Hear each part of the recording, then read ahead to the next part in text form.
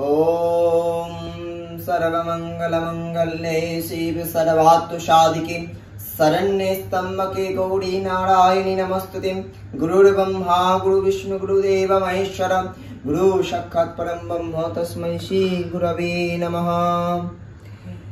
प्रथमां शैलपुत्रीति, द्वितीयाय ब्रह्मचारिणी, तृतीयाय चंद्रघंटेति, कुष्मांडेति चतुर्थकं, पंचमं स्कंदमातेति, षष्ठं कात्यायनीति च, सप्तमां कालरात्रीति महागौरीति, अष्टमां नवमां सिद्धिदात्रीति नवदुर्गा प्रतिगीच्यताम्। আজকে আসছি নবদুর্গা এই বাসন্তী পূজা 2024-এ দাঁড়িয়ে চৈত্র মাসের এপ্রিল মাসে 9 তারিখ থেকে হচ্ছে নবরাত্রি ব্রত শুরু হবে। আমি সেই নবরাত্রি ব্রত রাখি। আমাদের 4টি হচ্ছে নবরাত্রি, 2টি হচ্ছে নবগুপ্ত নবরাত্রি আর 2টি হচ্ছে সবচর নবরাত্রি। তা এই পুজোটা আরম্ভ হয়েছিল হচ্ছে রাবণ পূজাটা করেছিলেন, রাম পুজো করেছিলেন হচ্ছে অকাল বোধন, আর রাম করেছিলেন এইখানে বোধন। তা এই রাবণের পূজাটাই হচ্ছে মেন পূজা। এই পূজাটা কিন্তু বাসন্তী পূজা নামেই পরিচিত হয়। এই পূজা প্রথমেই হয় শৈলপুত্রী, দ্বিতীয়ায় হয় ব্রহ্মচারিণী, তৃতীয়ায় চন্দ্রঘণ্টি, কুষ্মান্ডেতি চতুর্থকম, পঞ্চমাং স্কন্দমাতেতি, ষষ্ঠম কাত্যায়নীতি চ, সপ্তমাং কালরাত্রিতি মহাগৌরীতি, অষ্টমাম নবমাম সিদ্ধিদাত্রীতি নবদুর্গা প্রতিগীচ্যতাম। তা নবদুর্গার পূজা হয়। এই নবরাত্রি ব্রত করতে গেলে যারা যারা ব্রত রাখেন বা নবরাত্রি ব্রত, আমরা এক বেলা আহার করি। কি হার? ফল আহার। সারাদিন উপবাস থেকে রাত্রিরে ফল তুমি গ্রহণ করতে পারো। এবং নবরাত্রি ঘট পাতলে সেই নবরাত্রি ঘটের সামনে ঘিয়ের প্রদীপ জ্বালাতে হবে। আর যারা নবরাত্রি ব্রত ছাড়া পূজা করছে ভাবছেন করবেন, কিভাবে করবেন শুনুন। প্রত্যেক দিন 9টা করে প্রদীপ আপনাদের বাড়িতে ঘিয়ের সাথে তার তলায় জপ দেবেন, দিয়ে 9টি প্রদীপ জ্বালানোর চেষ্টা করুন। তাহলে আপনাদের সুখ শান্তি ফিরে আসবে বাড়িতে। এবং এই নবরাত্রি চলাকালীন আমাদের বাসন্তী পূজা এবং অন্নপূর্ণা পুজো, আপনারা জানেন অন্নপূর্ণা পুজোর কিভাবে হয়। এবং অন্নপূর্ণা পুজো যেখানে অন্নপূর্ণা পুজো হবে তাদেরকে জানাই সারাদিন উপবাস থেকে মহাদেবকে ভিক্ষা দিতে হয়। সেদিনকে মহাদেবকে ভিক্ষার নিয়ে ঝুলিতে ভিক্ষা দিতে হয়। আপনারা উপবাস থেকে বাড়িতে চাল, ডাল, আলু, সবজি দিয়ে মহাদেবের সামনে একটু সাজিয়ে দেবেন, মা পার্বতীর সামনেও সাজিয়ে দেবেন। কেন? সেদিনকে স্বয়ং অন্নপূর্ণা বাবা মহাদেবকে ভিক্ষা নিয়ে দিয়ে, সেটি অন্নপূর্ণা কাশিতে গেলেই দর্শন পাবেন। এবং যারা এই বাসন্তী পূজা পাঠ করতে চান তাদেরকে জানাই, উপবাস থেকে যারা যদি না করতে চান ঘিয়ের প্রদীপ বাড়িতে জ্বালাবেন।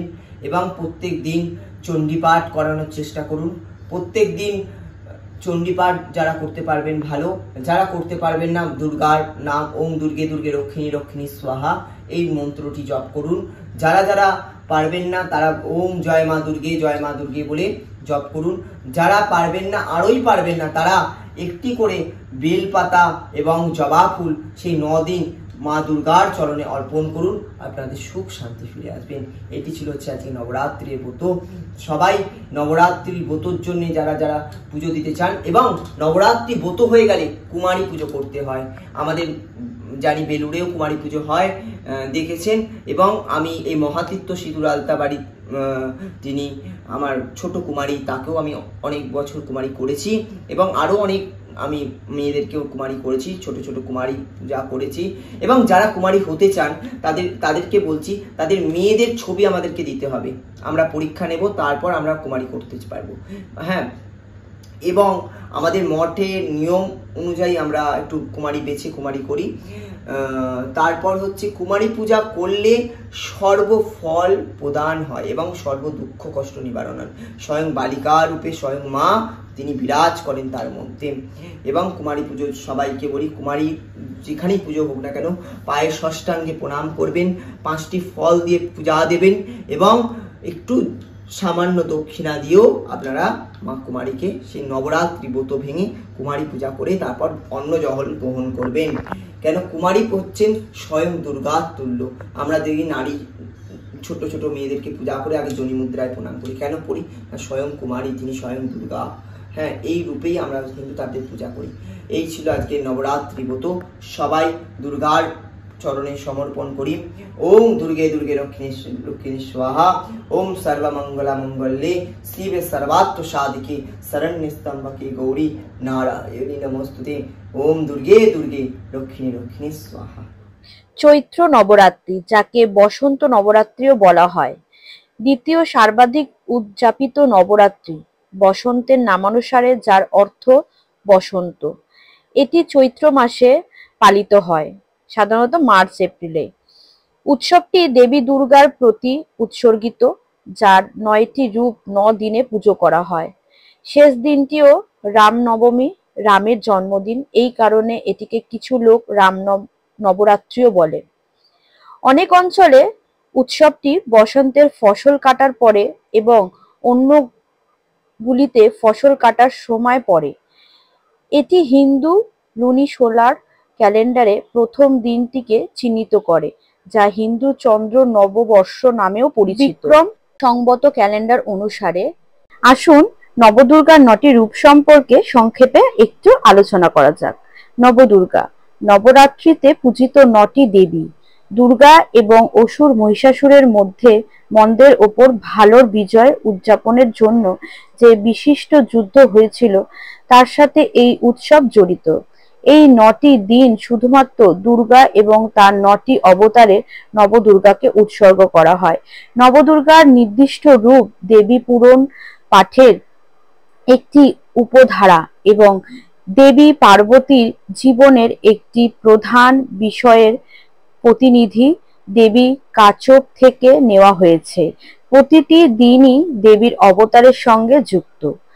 আজ নবদুর্গার নবরাত্রির প্রথম দিন। এই প্রথম দিন দেবী দুর্গা শৈলপুত্রী নামে পূজিত হয়। শৈলপুত্রী মূল নিবর্ধন শৈলপুত্রী, প্রতিপদ প্রথম দিন হিসাবে পরিচিত। পার্বতীর অবতার শৈলপুত্রী, অর্থাৎ পর্বতের কন্যা, শৈলপুত্রীর রূপের সাথে যুক্ত। এই রূপী দুর্গাকে হিমবান হিমালয়ের অভিভাবক দেবতা কন্যা হিসাবে পুজো করা হয়। তাকে ডান হাতে ত্রিশূল এবং বাম হাতে পদ্মফুল নিয়ে ষাঁড় অর্থাৎ নন্দীতে চড়ছেন বলে চিত্রিত করা হয়েছে। শৈলপুত্রীকে মহাকালীর প্রত্যক্ষ অবতার বলেও মনে করা হয়। দিনের রং হলো হলুদ, যা কর্ম এবং শক্তিকে চিহ্নিত করে। তাকে সতী অর্থাৎ শিবের প্রথম স্ত্রী, যিনি পরে পার্বতী হিসাবে পুনর্জন্ম নেন, এর পুনর্জন্ম বলেও বিবেচিত হয় এবং হেমাবতী নামেও পরিচিত। নমস্কার বন্ধুরা, আজকে যেহেতু নবরাত্রির প্রথম দিন, দেবী দুর্গা অর্থাৎ মাতা পার্বতী আমাদের ভারতবর্ষ তথা হিন্দু সমাজের মধ্যে প্রথম দিন শৈলপুত্রী হিসাবে পূজিত হয়, তাই আজকে ভিডিওটি এই শৈলপুত্রীর বর্ণনাতেই আমি সমাপ্ত করলাম। দেখা হবে কালকে নতুন একটা ভিডিওতে, যেখানে আলোচিত হবে দেবী দুর্গার দ্বিতীয় দিন অর্থাৎ নবরাত্রির দ্বিতীয় দিন দেবী দুর্গা ব্রহ্মচারিণী রূপে কিভাবে পূজিত হন এবং তার সংক্ষিপ্ত বিবরণ। আর এই ভিডিওটি দেখার জন্য অসংখ্য ধন্যবাদ সকলকে। ভিডিওটি ভালো লাগলে অবশ্যই লাইক, কমেন্ট, শেয়ার করবেন। আর আমার চ্যানেল নতুন হলে চ্যানেলটা সাবস্ক্রাইব করে আমাকে সাপোর্ট করবে।